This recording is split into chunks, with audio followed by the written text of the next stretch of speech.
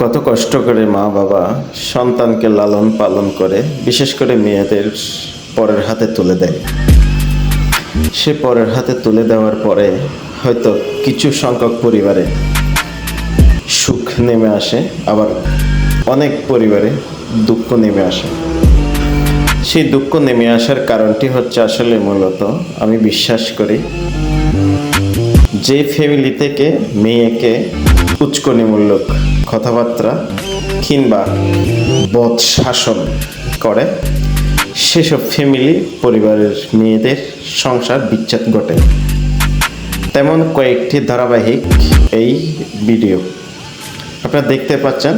এই সব টাকার বিনিময়ে কি আসলে আদৌ কি একটি পরিবার টিকে রাখা সম্ভব?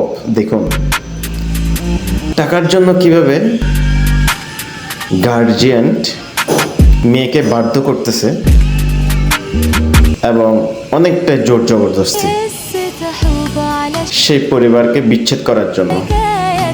আমি পুরোপুরিভাবে পূর্ণাঙ্গভাবে এর দায়টি দিব মেয়ের পরিবারের সকল সদস্যের উপর।